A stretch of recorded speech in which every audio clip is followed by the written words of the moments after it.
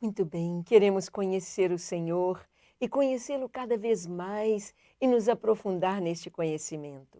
A palavra nos diz: conheçamos o Senhor e prossigamos em conhecê-lo, como a alva, a sua vinda é certa. É maravilhoso quando nós nos dispomos a conhecer o Senhor e, para isto, precisamos gastar tempo com Ele. Nós nos conhecemos uns aos outros quando gastamos tempo uns com os outros, indo na casa, conhecendo a sua história, ouvindo um pouco da sua infância, do seu casamento, se já é uma pessoa casada, dos filhos. Então a gente vai conhecendo com a convivência, com o tempo gasto um com o outro. Para conhecermos Deus, é necessário também gastar tempo com Deus, tempo de oração, tempo de leitura da palavra, tempo de meditação, tempo de adoração. Quando adoramos o Senhor, nós proclamamos aquilo que Deus é, os seus atributos perfeitos.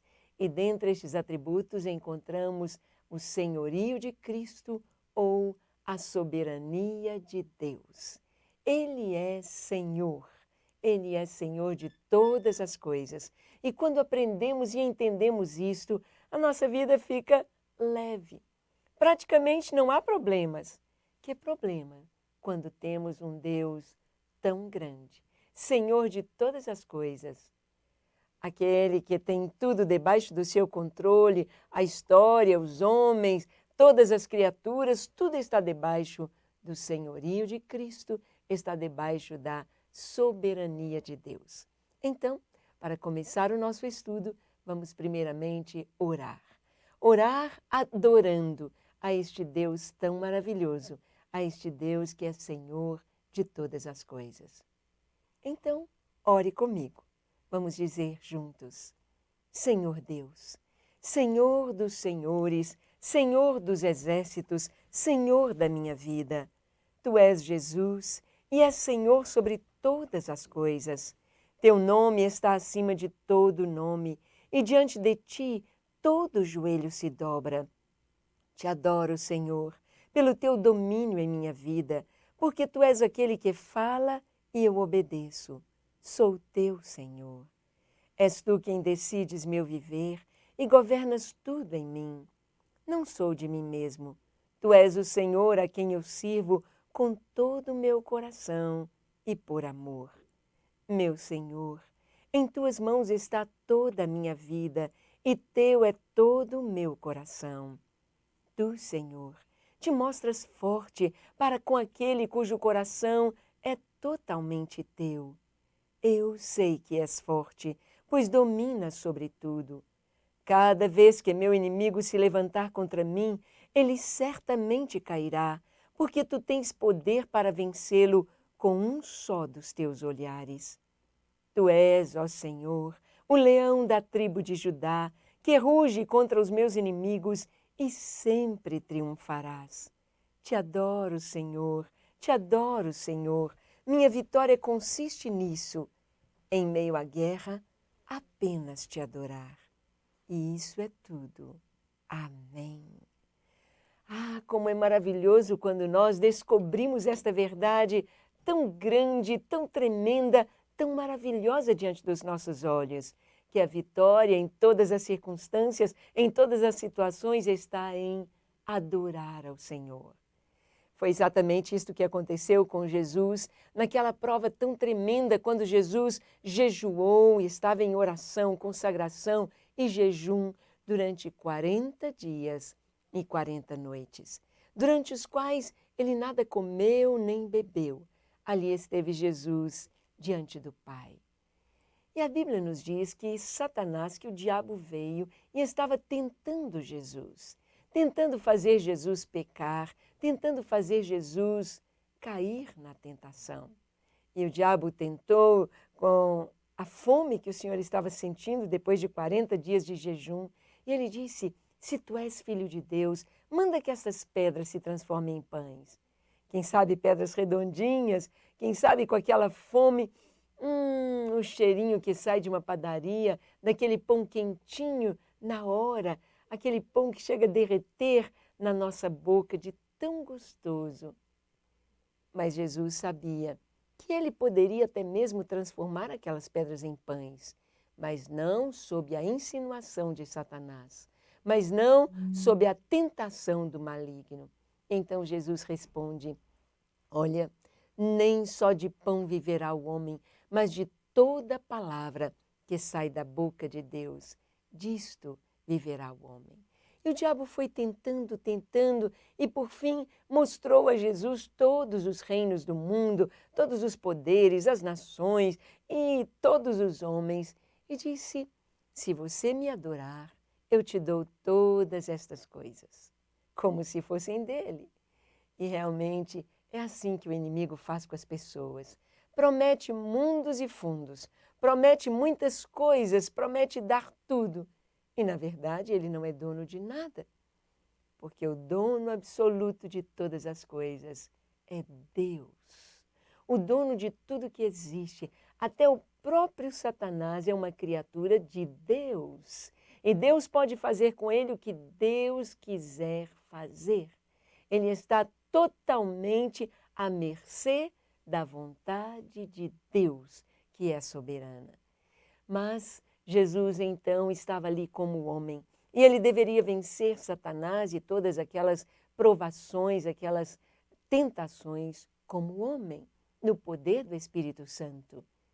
Então Jesus responde para Satanás: vai-te, Satanás, porque está escrito: ao Senhor teu Deus adorarás e somente a Ele servirás.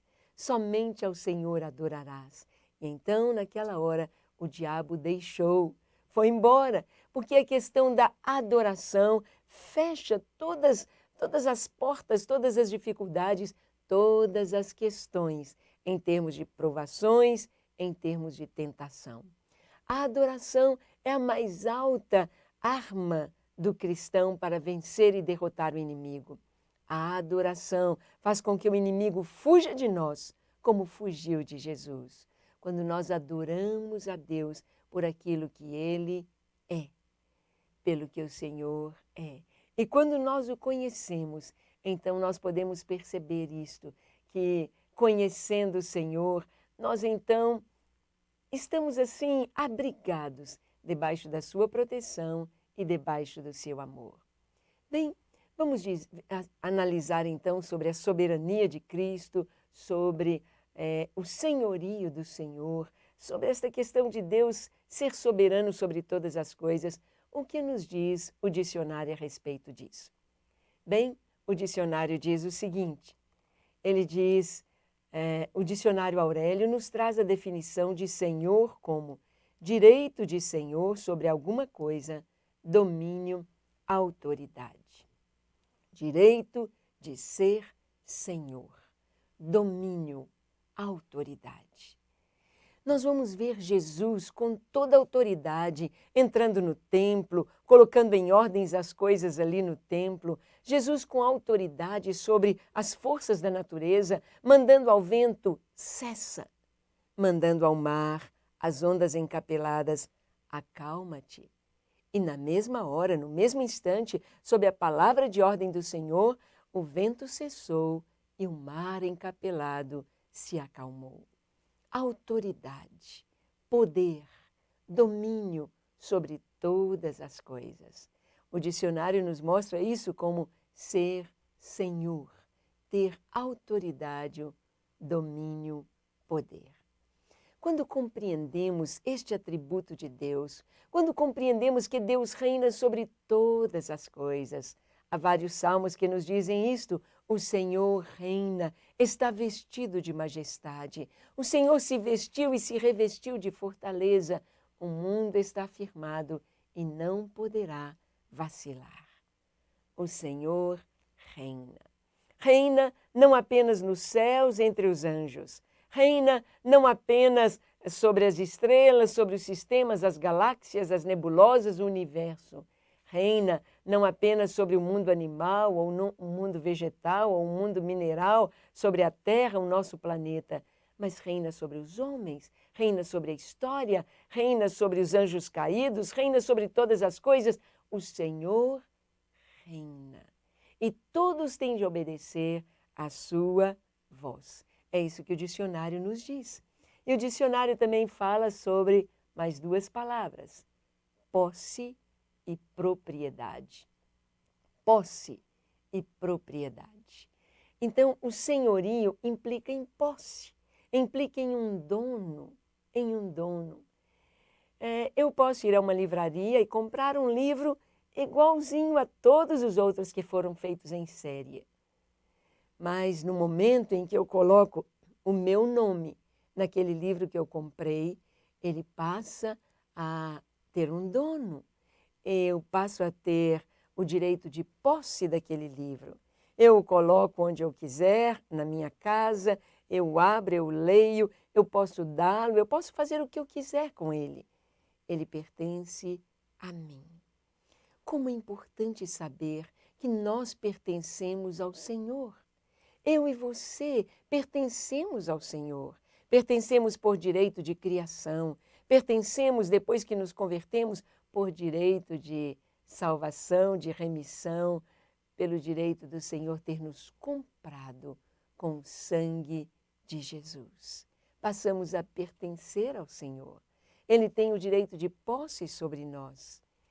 A Bíblia, no livro de Cantares, compara a noiva, a igreja, como um jardim fechado, fonte selada, um tesouro particular, um jardim recluso, aquele lugar da intimidade da família, aquele lugar bem no interior, bem recluso, apenas para as pessoas íntimas que moram naquela casa.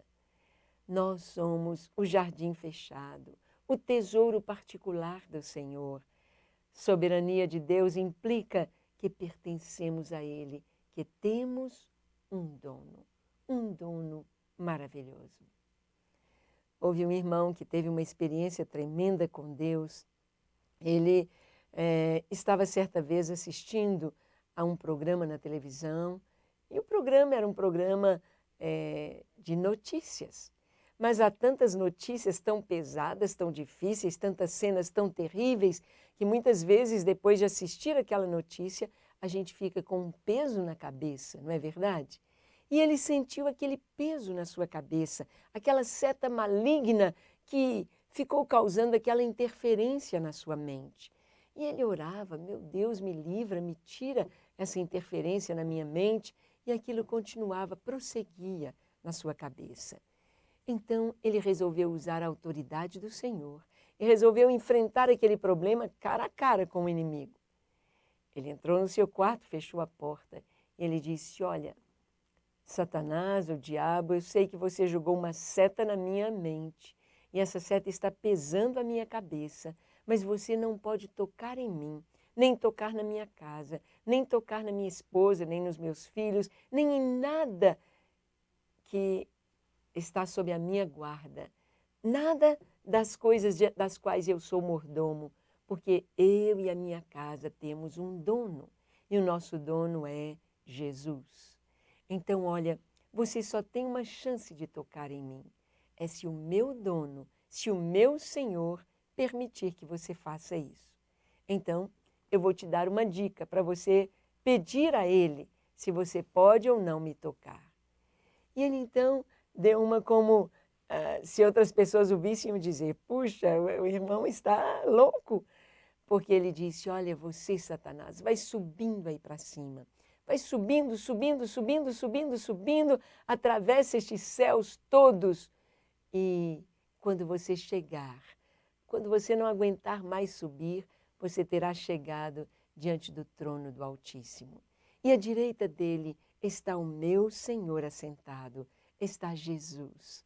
E você não tem jeito de errar o meu dono, porque ele tem olhos de fogo. E você peça a ele se pode me tocar. Se ele deixar, tudo bem. E quando ele disse essas palavras, foi no mesmo instante aconteceu a libertação. Aquele peso da sua mente, aquela interferência maligna, aquela seta foi tirada da sua mente, ficou leve a sua mente novamente. Ele usou a autoridade e o entendimento de que nós temos um Senhor, um dono a quem pertence as nossas vidas. Então, o senhorio de Cristo ou a soberania de Deus implica em propriedade. Nós pertencemos ao Senhor, somos dele e ele faz aquilo que ele prover, aquilo que ele quiser. Bem, o senhorio de Cristo sobre a igreja implica em sua total autoridade e domínio, embora esse domínio esteja abrangendo todas as criaturas nos céus e na terra. É importante sabermos que o senhorio de Cristo envolve, cobre a igreja. É importante a gente saber que se nós temos um dono, que se nós temos um Senhor, se nós somos propriedade de Deus, os nossos problemas são problemas de Deus.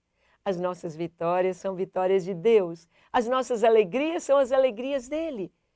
Assim como as nossas tristezas e as nossas lágrimas. Então, tudo que envolve as nossas vidas está diretamente relacionado com Deus. Foi esta a resposta que Abraão deu ao seu filho Isaque, quando Isaque, subindo o monte junto com o pai, para irem adorar ao Senhor, Isaque disse: Pai, aqui está o fogo, a lenha e a faca. Mas onde está o cordeiro? Onde está o cordeiro para o sacrifício? Onde está o cordeiro para adorarmos ao Deus verdadeiro? E Abraão respondeu: Deus proverá para si, meu filho. Deus proverá o cordeiro para si. Abraão tinha esse entendimento que ele pertencia a Deus. E aquilo que estava faltando para ele, Deus haveria de prover. Deus haveria de suprir Abraão, porque Abraão era propriedade de Deus. Deus vai suprir a sua vida quando você pertence ao Senhor. Ele se encarrega, ele cuida de todas as suas dificuldades, de todos os nossos problemas, porque ele é o Senhor das nossas vidas. Então, o senhorio de Cristo sobre a igreja nos cobre, trazendo total proteção e provisão. Jesus é chamado de Rei dos Reis e Senhor dos Senhores. Nos próprios nomes do Senhor, nós vamos compreender isso. Jesus é chamado Rei dos Reis, aquele que reina e reina sobre os reis. Reina sobre aqueles que têm autoridade, ele está acima de toda autoridade. Jesus disse aos seus discípulos: toda autoridade me foi dada nos céus e na terra. Ele é Rei dos Reis e ele é Senhor dos Senhores. Os senhores aqui no Brasil, na época da colonização do Brasil por Portugal, houve a fase dos senhores de engenho, aqueles homens ricos, aqueles homens que tinham sesmarias de terras, aquele tão grande extensão de terra com canaviais plantados, e eles eram os barões, e eles então eram os senhores de engenho. Tinham muitos escravos, tinham muito dinheiro. Houve aqueles senhores do cacau, no período do cacau, e eles se julgavam os maiorais, mandavam e desmandavam, faziam e deixavam de fazer. E eles eram a própria lei da terra onde eles estavam. A sua autoridade, eram senhores. Mas Jesus é o Senhor dos Senhores. A pessoa mais rica do mundo, Bill Gates, as grandes fortunas do mundo de hoje, eles sabem que na hora que partirem, terão de deixar tudo. Partirão sem nada.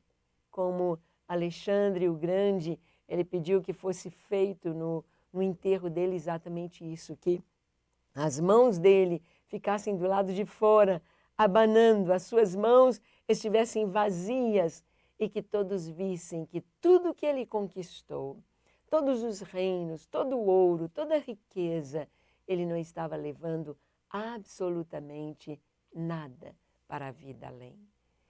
Ele estava indo como ele veio, com as suas mãos vazias. Porque o Senhor dos Senhores, o verdadeiro dono de todas as coisas, tem um nome. É Deus, o nosso Criador, É o Pai, o Filho e o Espírito Santo. É Jesus. Nós vamos ver que Deus colocou Jesus numa posição acima de toda autoridade. Ele lhe deu autoridade sobre todas as coisas. E ao nome de Jesus, todos têm de obedecer, todo joelho tem de se dobrar e toda língua confessar que Jesus Cristo é Senhor. Então, um dos nomes do Senhor revelado nas Escrituras, no livro do Apocalipse, é Rei dos Reis e Senhor dos Senhores. A palavra nos diz aqui que guardes este mandamento sem mácula e repreensão, até a aparição de nosso Senhor Jesus Cristo, a qual, a seu tempo, mostrará o bem-aventurado e único, poderoso Senhor, Rei dos reis e Senhor dos senhores, aquele que tem ele só a imortalidade e habita na luz inacessível, a quem nenhum dos homens viu nem pode ver, ao qual seja honra e poder sempre eterno. Amém. 1 Timóteo 6, 14 a 16. Então aqui a palavra está falando daquele que é o Senhor dos senhores, aquele que tem o domínio, a soberania de todas as coisas, o senhorio de todas elas em suas mãos. É Jesus, aquele que veio como um pobre carpinteiro em Nazaré. Veio tão simples, nasceu num lar tão humilde e viveu no meio do povo que estava debaixo da opressão do Império Romano. Jesus não levantou nenhuma espada, Jesus não levantou um exército para destronar Roma, e Roma foi destronada pelo cristianismo, pela fé cristã. Aqueles orgulhosos Césares, imperadores romanos, que eram adorados, ave César, com as mãos estendidas, o imperador mandava fazer estátuas com a sua imagem e eram adorados pelo povo, eles ofereciam sacrifícios ao imperador. Todos eles passaram e tiveram de depois admitir que Jesus de Nazaré, Jesus o Cristo, Yeshua HaMashiach, Jesus, aquele jovem de 30 anos que surge ali no Rio Jordão, batizado por João Batista, e prega durante 3 anos e 6 meses em toda a pequena extensão da nação de Israel. Não saiu fora das fronteiras, não foi em outros países, exceto no Egito, quando era criança, e chegou na fronteira da Fenícia, de Tiro e Sidom. Sim, Jesus que não escreveu livros, Jesus que teve acompanhando e sendo discipulado por ele, homens rudes, homens incultos, pescadores da Galileia, homens semi-analfabetos, se assim pode se falar a respeito deles, homens do povo. Jesus, com autoridade e com o poder do seu nome, curava enfermos, ressuscitava os mortos, expelia os demônios, e a autoridade dele estava também sobre as forças da natureza. Jesus de Nazaré, Jesus o Senhor, o Rei dos reis, o Senhor dos senhores. Ele veio em sua primeira vinda para salvar. Ele veio humilde, montado em um jumentinho, mas ele retornará à terra gloriosamente vestido como Rei dos reis e Senhor dos senhores. Virá para implantar aqui o seu reino, para tomar posse de tudo que ele foi preparado, de tudo aquilo que foi feito para ele antes da fundação do mundo. Jesus virá como Senhor absoluto, Rei dos reis e Senhor dos senhores. Ainda sobre Jesus, como Rei dos reis e Senhor dos senhores, Jesus reina sobre todos. Talvez hoje muitos possam dizer, eu não estou vendo o senhorio de Cristo sobre todos. Todos haverão de ver, todos haverão de contemplar aquele a quem transpassaram, todos o verão. E aqueles que vão se arrepender, os judeus, no final da grande tribulação, ao verem aquele a quem transpassaram, prantearão, como se pranteia pelo filho unigênito, pelo filho primogênito, ao saber que Yeshua HaMashiach era o seu Messias, o esperado, o Filho de Deus, aquele que cumpriu em si, traz em sua vida o cumprimento de todas as profecias do Velho Testamento com relação à sua primeira vinda, a salvação da humanidade. Jesus virá como Rei dos Reis, como Senhor dos Senhores. O rei de Babilônia, Nabucodonosor, ele mesmo se intitulava Rei de Reis, porque ele havia vencido vários reis, ele havia vencido várias nações. Então ele se intitulava Rei de Reis. Mas Jesus, ele é intitulado Rei dos Reis, porque todos os reis da terra, todos os reinos deste mundo passarão a ser do Senhor e do seu Cristo, e ele reinará para sempre, e sempre, e sempre. Ele é rei de todos os reis da terra, de todos os reis, em todas as gerações, em todas as épocas. Ele está acima de todos com sua autoridade e poder. Continuando, Jesus alcançou esse nome, essa posição, através de sua obediência ao Pai, de acordo com a carta de Paulo aos Filipenses. Ou seja, Jesus para nos trazer a salvação, Jesus para nos fazer assentar com Ele nas regiões celestiais, Jesus para nos tornar filhos de Deus, Ele teve de se tornar filho do homem.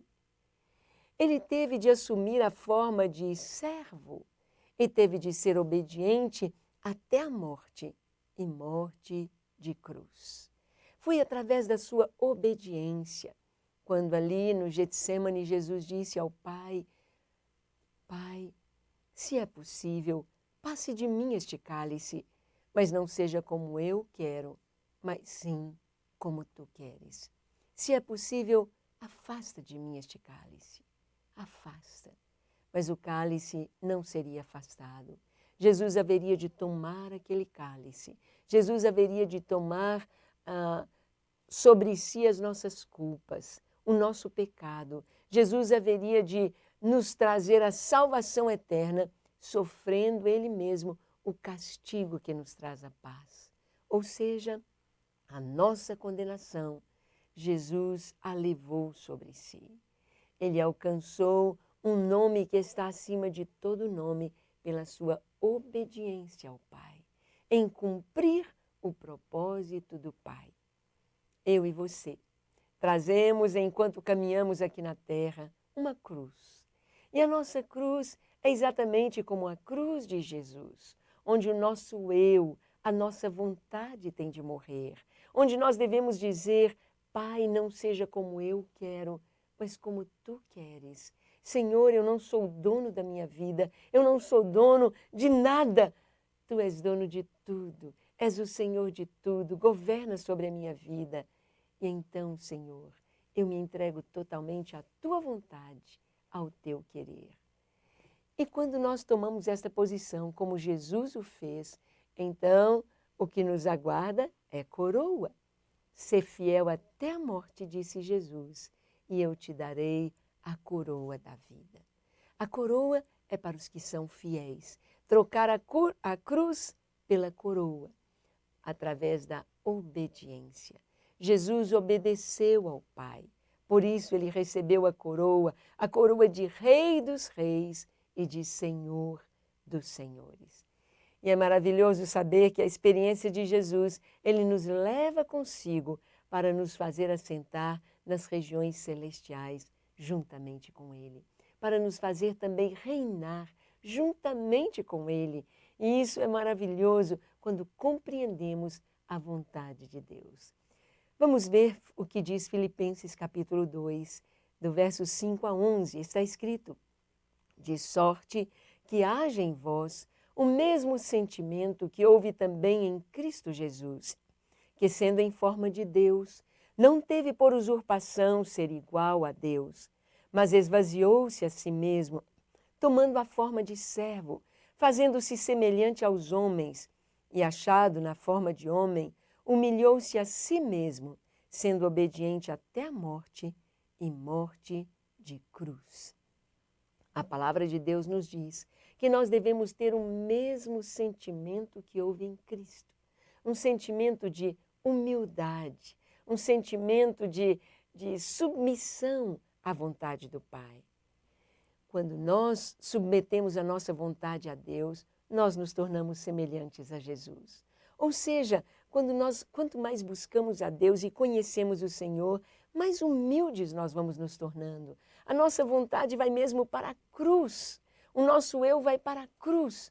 Nós preferimos a vontade de Deus do que a nossa vontade. Porque a vontade de Deus é boa, é perfeita e é agradável. Então, a palavra de Deus nos diz, através do apóstolo Paulo, em Filipenses 2, tende em vós o mesmo sentimento que houve em Cristo Jesus. O mesmo sentimento de obediência, para que nós possamos receber aquilo que Deus tem para nós, aquilo que Ele planejou para as nossas vidas. E nos lembrar sempre que assim como Jesus, como homem, se submeteu ao Pai e teve a vitória, e Deus lhe deu um nome acima de todo nome, assim também nós, quando nos submetemos à vontade do Pai, a Bíblia nos diz que aquele que vencer vai receber um novo nome escrito numa pedrinha branca, é o que nos diz o livro de Apocalipse. Jesus recebeu um nome que é acima de todo nome por causa da sua obediência e submissão à vontade do Pai. Toda autoridade lhe foi dada nos céus e na terra. Ele nos confere esta autoridade para em seu nome expulsar demônios, curar enfermos e ressuscitar mortos. Toda autoridade foi dada a Jesus. Toda. A natureza, as forças do mal, os anjos nos céus, as hierarquias celestiais, angelicais, Jesus tem autoridade sobre tudo. Toda autoridade lhe foi dada no céu e na terra. E mesmo debaixo da terra, onde há uma criatura, em todo lugar, a autoridade do nome de Jesus. E a palavra de Deus nos diz que o Senhor conferiu a sua autoridade à igreja. Jesus entregou a autoridade do seu nome.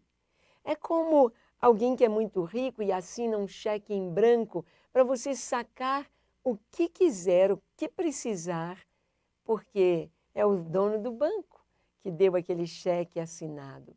Então você pode sacar ali. A mesma coisa, o Senhor, na suficiência da sua autoridade, Ele nos deu o seu nome para usarmos aqui na terra.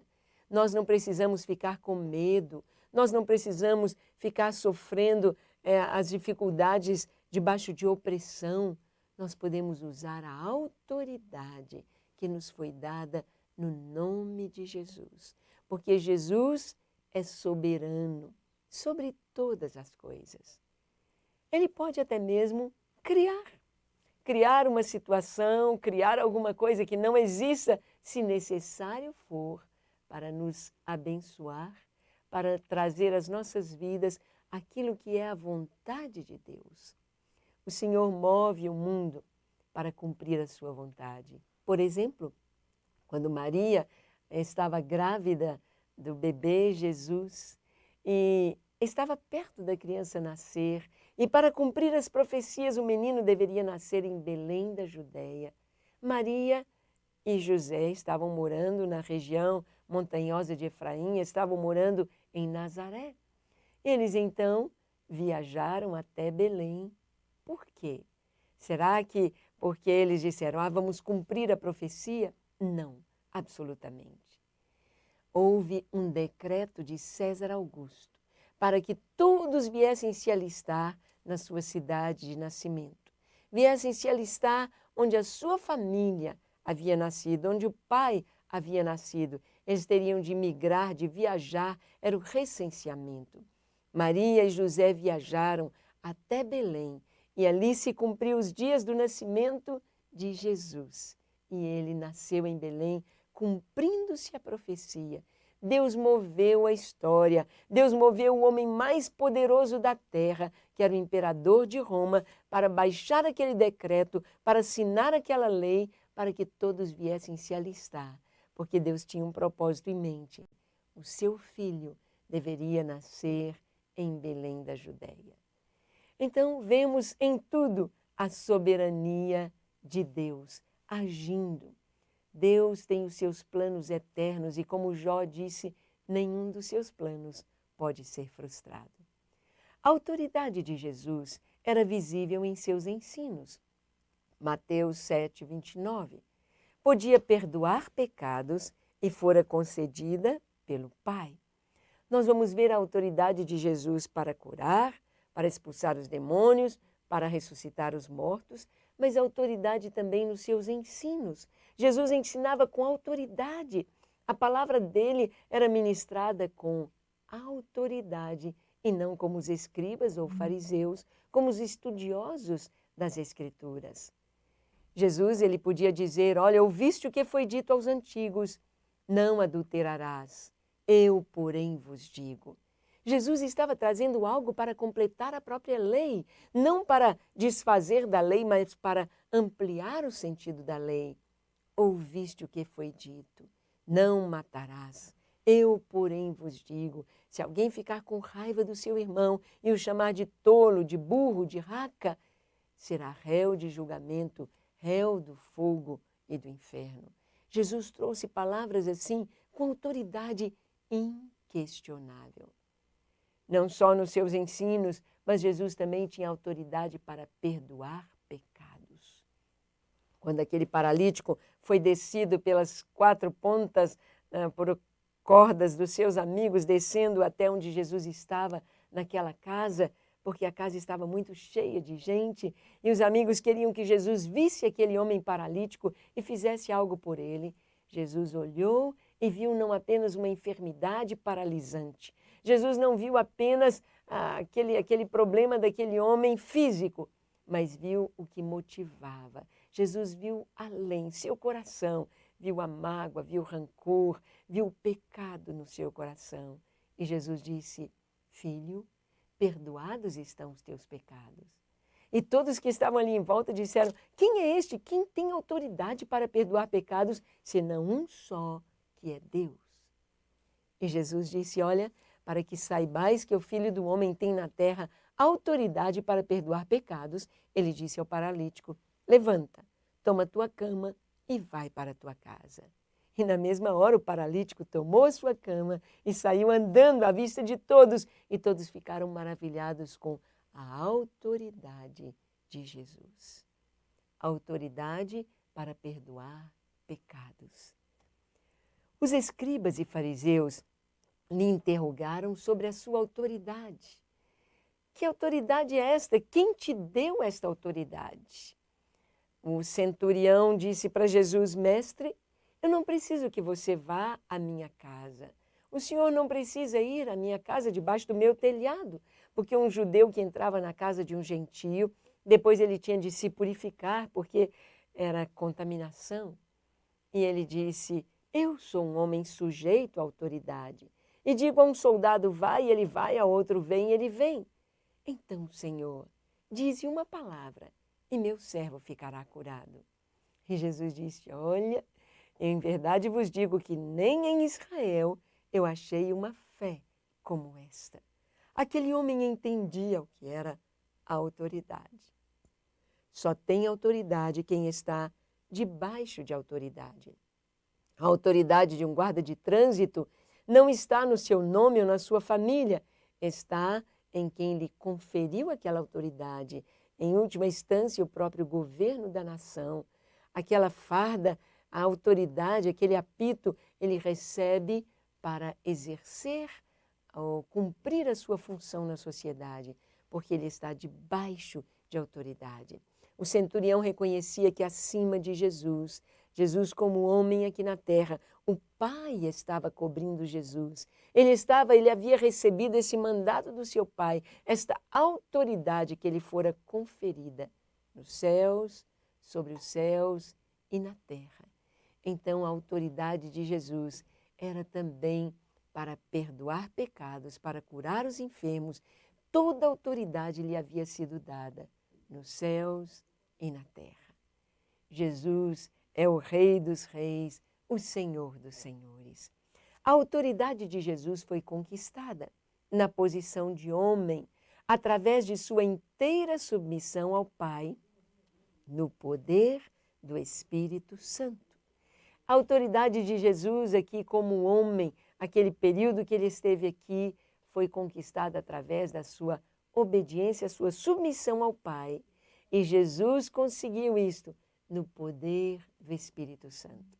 Jesus provou que é possível viver uma vida bonita, uma vida sem pecar, no poder do Espírito Santo. E é exatamente esta promessa de Deus, a proposta de Deus, de nos dar o seu Espírito Santo, de nos perdoar os pecados, de nos dar uma vida nova para vivermos em santidade, porque haveremos de reinar com Cristo por toda a eternidade. Jesus é o Senhor absoluto e reinará para todo sempre, eternamente. Jesus é Senhor absoluto sobre todas as coisas, sobre todos os homens, sobre todas as criaturas, no céu, na terra. Ele é Senhor e reinará eternamente. Reinará eternamente. Aquelas pessoas que hoje dizem, quem é Jesus? Quem é Jesus de Nazaré? Naquele dia verão, contemplarão. Foi assim no julgamento de Jesus, quando ele estava diante do Sinédrio, e o sumo sacerdote, depois de ver que aquelas testemunhas falsas não conseguiam arrancar nada, nenhum pecado de Jesus, nenhum crime digno de morte, o sumo sacerdote pergunta ao Senhor, tu és o Cristo, conjuro-te diante do Deus vivo, tu és o Cristo, filho do Deus vivo.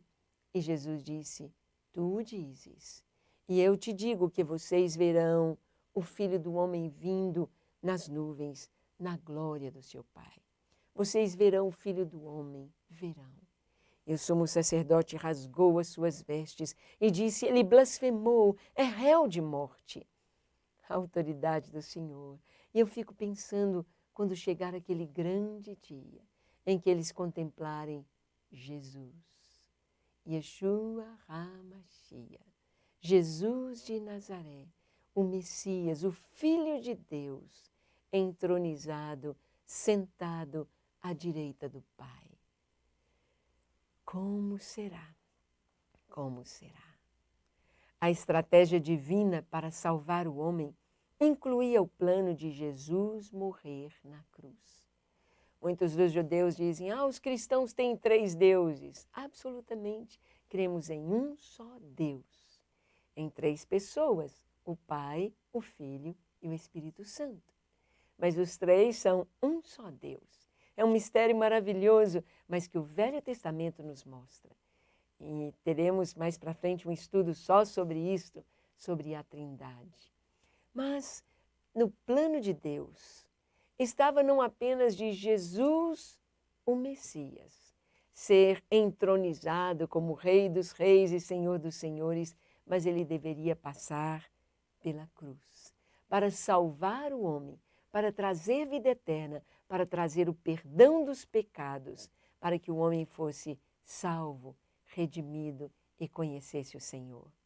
E no 3º dia, depois da cruz, ele haveria de ressuscitar dentre os mortos para exercer esse divino senhorio, conforme Romanos 14:9, porque foi para isto que morreu Cristo, ressurgiu e tornou a viver, para ser Senhor, tanto dos mortos como dos vivos. Muitas vezes a gente pergunta a alguém, para que Jesus morreu? E todos respondem, para nos salvar. Ele morreu para dar a sua vida no nosso lugar e nos salvar. Mas este texto, na carta de Paulo aos Romanos, nos diz que foi precisamente para isto que Jesus morreu e ressuscitou, para ser Senhor. Senhor tanto dos vivos quanto dos mortos, daqueles que já partiram em Cristo, partiram salvos. Ele é Senhor. O nome do Senhor Jesus, aqui no Novo Testamento, é tríplice. É Senhor Jesus Cristo.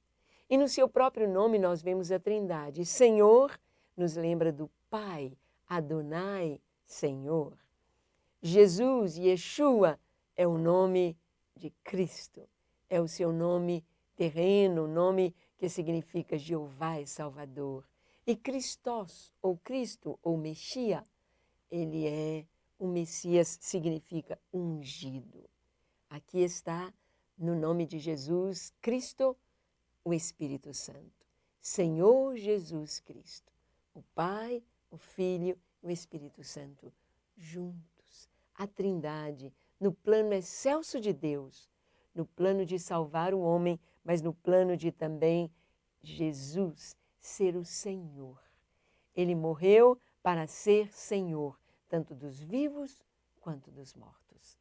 A vitória pertence ao Senhor. No plano divino, ele venceria a morte, o pecado e as forças do mal para reinar. O crente não vai ficar vivendo uma vida medíocre, uma vida com a cabeça baixa, sendo derrotado, vivendo em depressão, pensando no passado e achando sobre derrota, que o diabo seja muito grande, que seus problemas são grandes. Quando ele olha para a soberania de Deus, para o senhorio de Cristo, ele descobre que a vitória do Senhor é certa. Jesus venceu o mal, Jesus venceu o pecado, Jesus venceu a morte, Jesus venceu Satanás. Todos os inimigos do homem foram derrotados, destronados, destruídos por Jesus. A Bíblia nos diz que Jesus os destronou, que Jesus, ele arrancou as suas insígnias ali na cruz. Jesus os destruiu, os derrotou completamente ali na cruz. Tirando mesmo as insígnias, a autoridade de Satanás através do seu poder. Porque ao nome de Jesus, todo joelho tem de dobrar.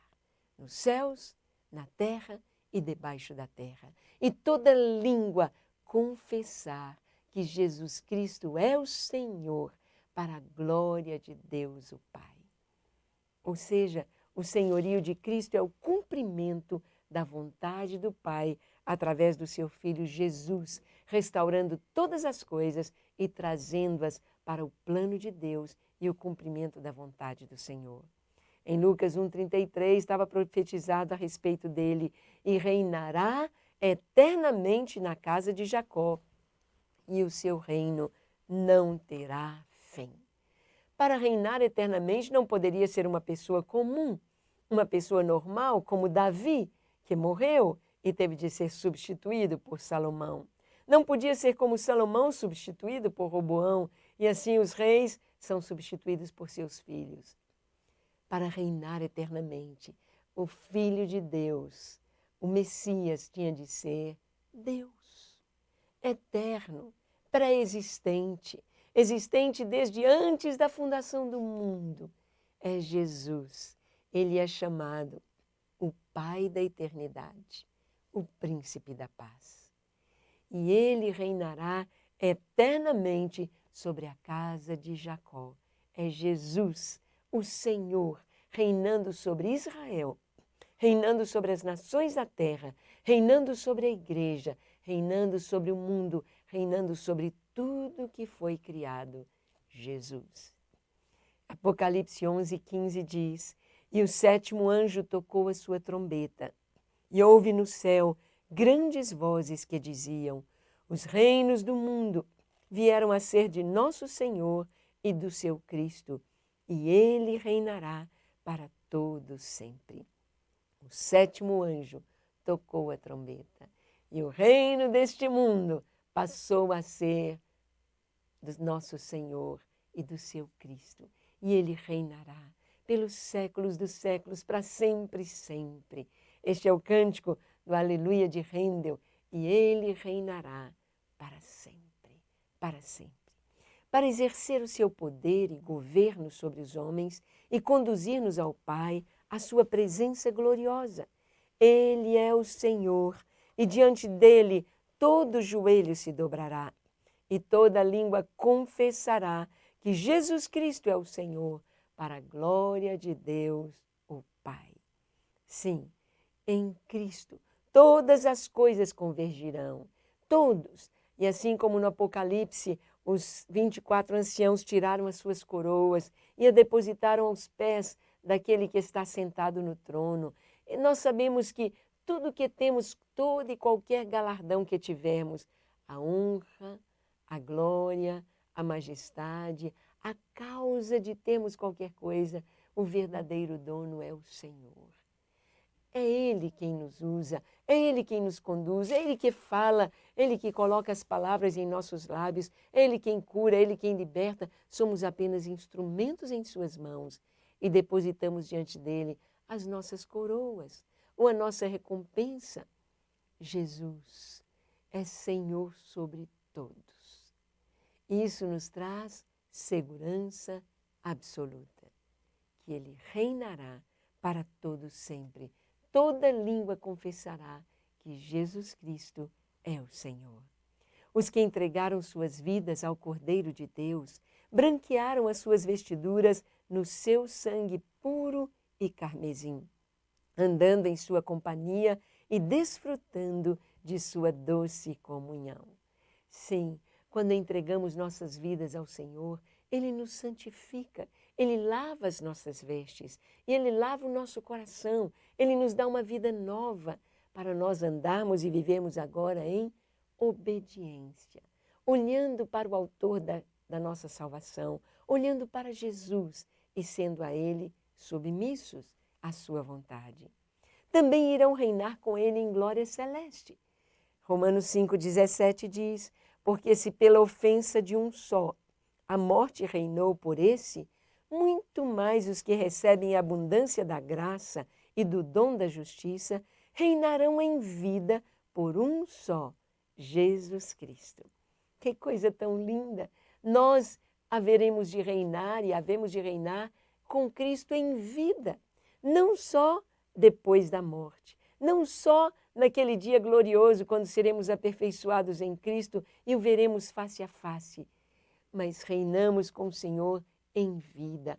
A autoridade do Senhor está sobre nós, autoridade sobre as hostes malignas, autoridade sobre as enfermidades, autoridade para trazer vida, ressurreição, cura, autoridade, o poder do Senhor para exercermos os dons espirituais, os dons do Espírito Santo, na autoridade do nome de Jesus. Não é para fazer o que nós quisermos, mas para fazermos o que Ele quiser, a vontade do Senhor.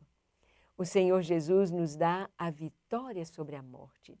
Aí nessa figura você pode ver essa porta, He's not here. Jesus não está aqui, Ele não está aqui, mas ressuscitou. Ele não está ali no túmulo, Ele ressuscitou. Ele nos deu a vitória sobre a morte. Onde está, a morte, o teu aguilhão? Onde está, a morte, a tua vitória? Jesus venceu a morte. Apocalipse 26 diz: bem-aventurado e santo aquele que tem parte na primeira ressurreição. Sobre estes não tem poder a segunda morte, mas serão sacerdotes de Deus e de Cristo e reinarão com Ele 1000 anos. A primeira ressurreição vai acontecer quando Cristo vier para arrebatar a sua igreja. Então nós ouviremos o som da última trombeta, o último chofar. Os mortos em Cristo ressuscitarão, e nós, os vivos, os que ficarmos, de modo nenhum precederemos os que dormem. Os mortos, eles ressuscitarão e nós seremos transformados. Transformados seremos todos, num abrir e piscar de olhos, e iremos todos a nos encontrar com o Senhor nas nuvens. Oh, dia glorioso, quando nos encontraremos com o Senhor e viveremos com Ele eternamente, reinando com Cristo, cumprindo exatamente a palavra e a vontade do Pai. Portanto, em Cristo, o Rei dos Reis e o Senhor dos Senhores, em Cristo e com Cristo, haveremos de reinar. Isso nos traz alegria e vitória. Viva sabendo que Deus é soberano e reina sobre todas as coisas. Então viva em liberdade no poder do Senhor.